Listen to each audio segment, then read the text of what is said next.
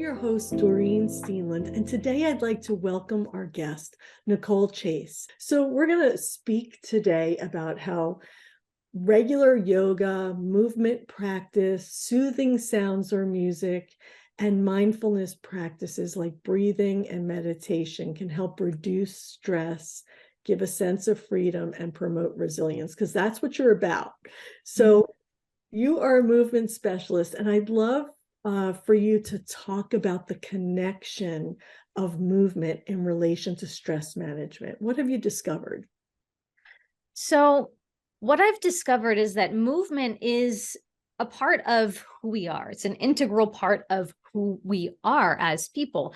The way that we think, recent studies have shown that the way that we think is involved with embodiment, with the body, with movement, that we can't really just think of ourselves anymore as a brain floating around in space and the body is just excess.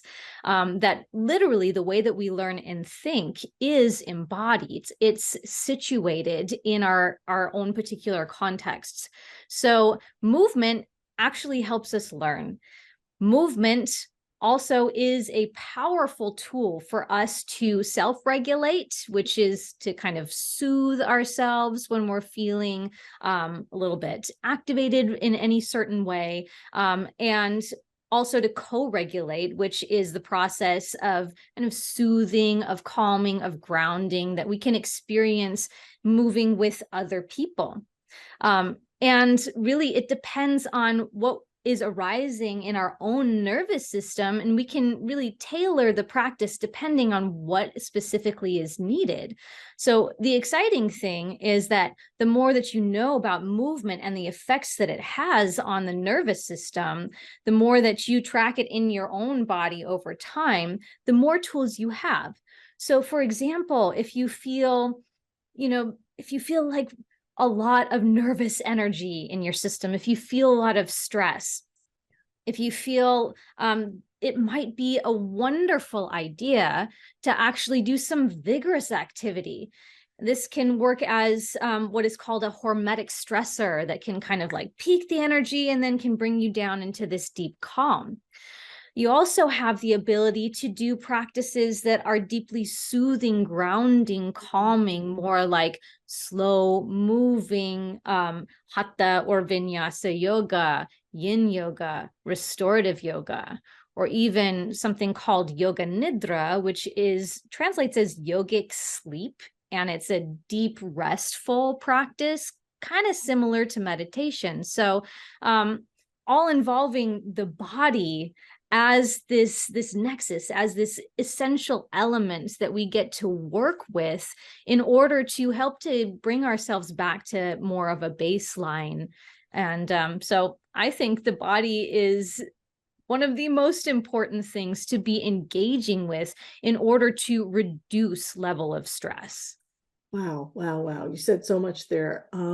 What I love about what you said is that you are trying to help us to see that the body is not disconnected from the mind. It all goes together. Mm-hmm. And so noticing what's happening in our body and giving it the proper response and the proper technique at the time can help to manage some of the energy that we're experiencing. Absolutely. Yeah. Absolutely. 100%. Yeah. So I often tell my clients sometimes when they're feeling anxious, and I think you would probably agree with this, that your brain doesn't know the difference between being chased from a lion, being a real thing, or whether it's fake. So if you just stopped right then and did 10 jumping jacks and then just let yourself relax, your brain would say, oh, good, we got away from the lion. We're safe now. We can relax. Right. Right. And I believe that that is what you're talking about here, Yeah. using whatever energy you're experiencing and putting the right tool to it. Absolutely. Yep. Spot on. So what is happening in the nervous system in response to movement? Just Yeah. elaborate on that a little bit more, if you would. Absolutely, I would love to. Yeah. And I love that you brought in the kind of metaphor of the predator chasing you, feeling like it's a life threat, because our nervous system doesn't often know the difference. And when we're experiencing stress, this is a lot of what is happening, is this overactive nervous system response that's going into fight or flight, or even freeze or collapse. So the way that we can kind of have a role in engaging with it, facing it, and moving through it, we have a lot of tools within movement. So the nervous system, when it has a certain sort of response or activation, that's not something that's under our control. Mhm. However, we can control, once we become aware of it, the response. So if it feels like there is an energy arising in the system where you feel like you need to get away from something, Mhm. we can do a movement, sort of, a sequence of movements or a type of movement or exercise that can really kind of play that out, kind of enact it, to kind of like get the energy to move through the system and feel like it has come to a place of completion, like we have gotten away from the predator, right? So we can literally act that out with jumping jacks, with high intensity interval training, with going on a run, with vigorous vinyasa yoga practice. All of these things can help with that. Conversely, or maybe similarly, if there is this kind of impulse within the nervous system and in the body to stand and fight, we can enact that as well. Think, kickboxing, or even some of the things that I mentioned for like the running away sort of energy. Like when we feel that nervous energy in our body, we can enact it and apply this movement strategy to get it to move through our body, so that we can have this peak, this feeling of success, and then come back to baseline.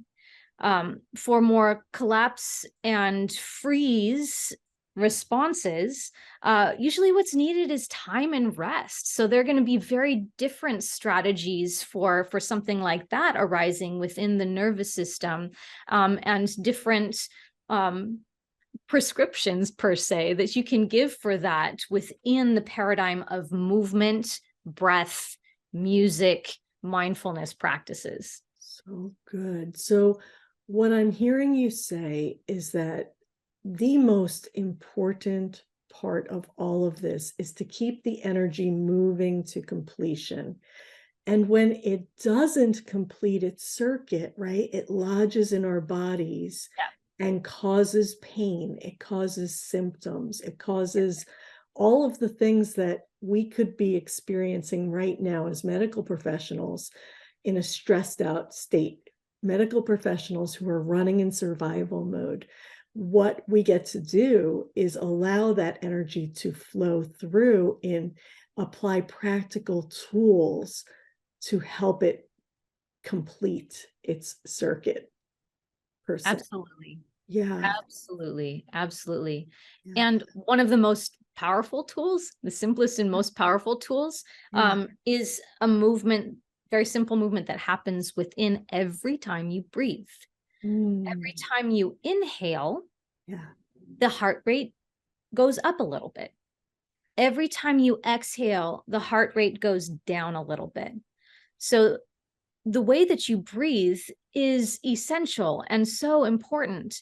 Even merely slowing down your breath, Mhm. taking a few deep breaths, Yeah. ideally lengthening the exhale as well, because that's soothing and calming, can make a huge, huge difference. So even just that, moving the breath in a different pattern Mhm. intentionally, can help with this kind of completion, soothing, down regulation. I love what you said about being intentional, because I think many times we're just going through the motions and we're not really aware of what we're experiencing in our body. And that actually takes a moment to pause and get curious about what we're experiencing, what happened before that, Right. what we're anticipating coming up, right? So Mm. I don't want to miss this part because you talk a lot about the power of music. Yes. So can you tell us how music comes into play here?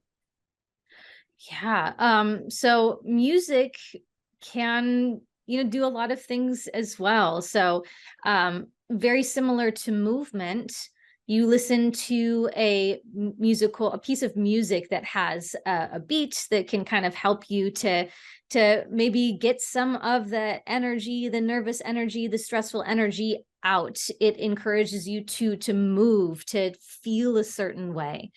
There are also pieces of music that are very soothing, that help you to be calm, that help to feel grounded. And we are all made up of essentially vibration. And anytime we listen to sound or music, it's coming through our body on a cellular level that Mm. because we're made mostly of water, that this really vibrates through every cell within our body.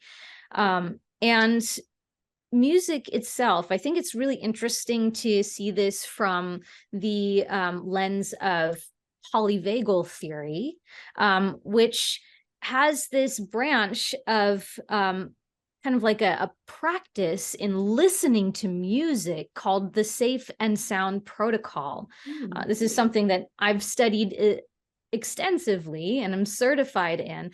And the Safe and Sound Protocol is built on the premise that soothing sounds, what they found in studies is that soothing sounds very closely resemble the mother's voice.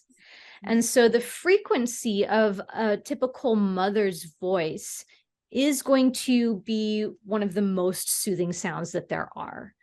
So anytime you're experiencing any kind of activation within your system, you want to be kind of veering toward those systems, and it does have a very distinct physiological effect on the body and the nervous system.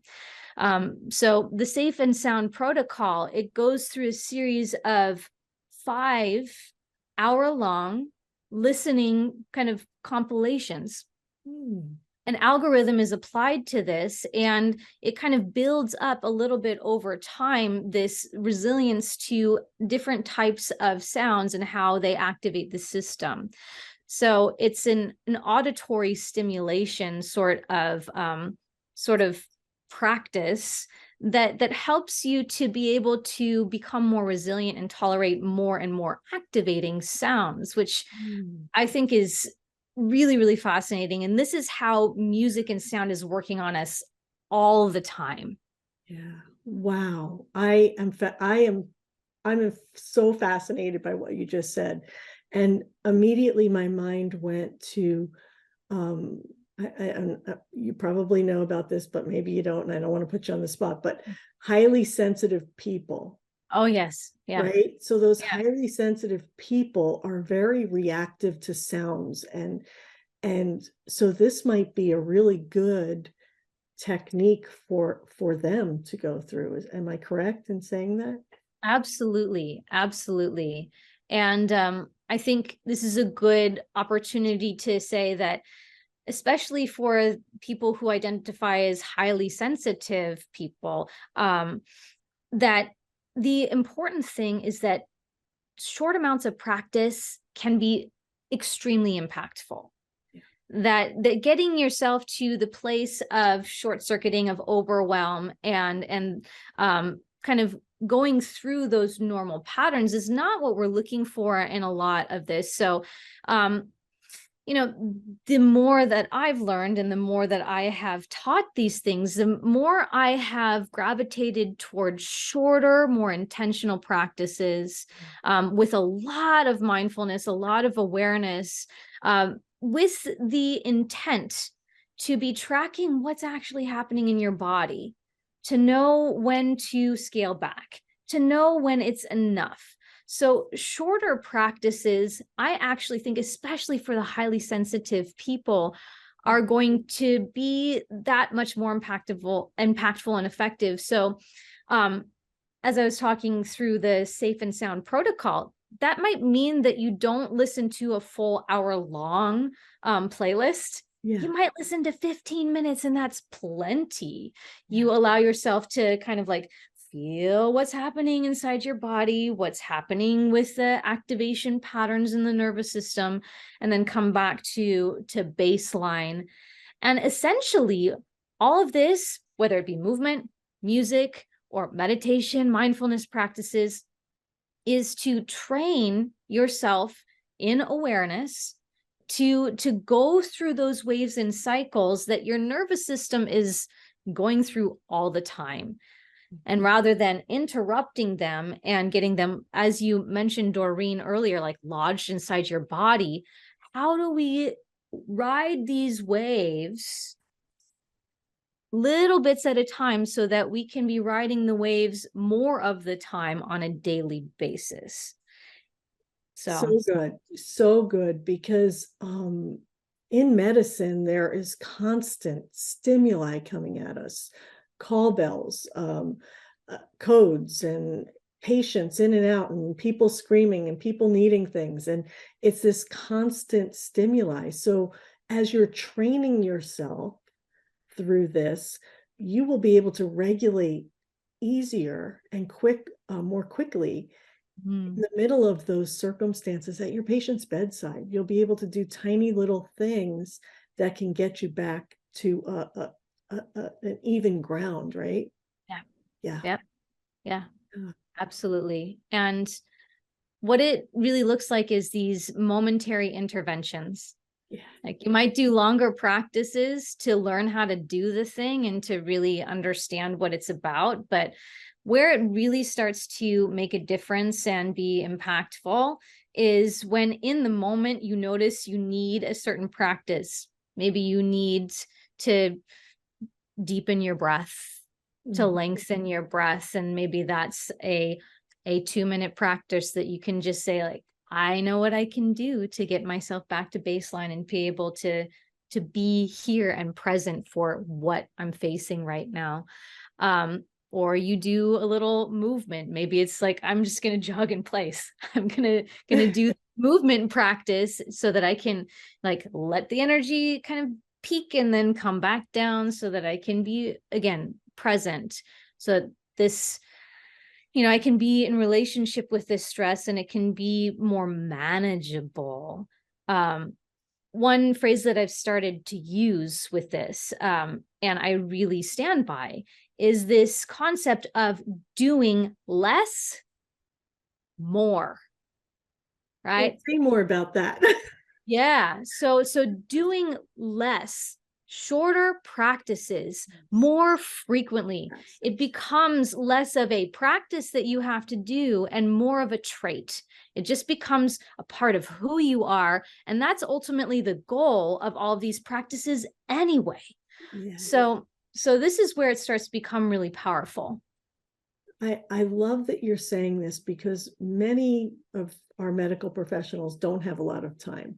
Yeah. And I know personally, I've integrated into my life touch, right? Just rubbing my fingers together and noticing the tips of my fingers and the sensations that it sends when I touch them lightly. That can be a grounding activity for me. And I see myself now doing it all the time without even noticing that I'm just automatically rubbing my fingers together. And I'm like, oh, I'm doing it again. Yeah.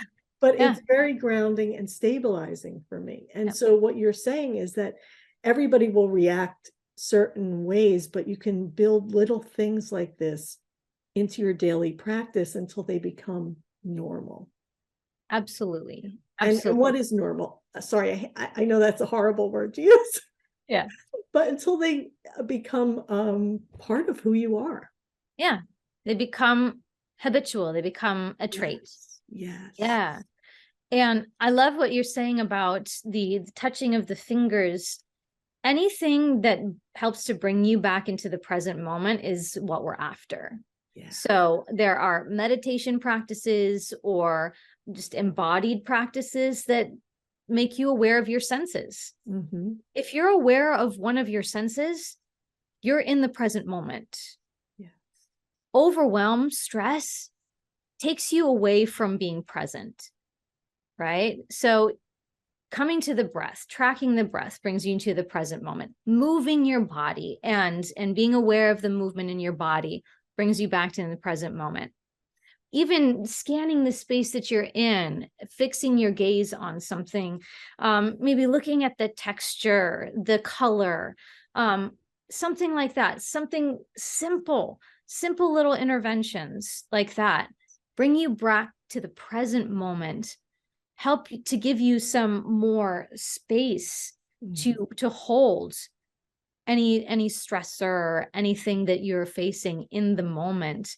And the only way that we can skillfully navigate that is by bringing ourselves back.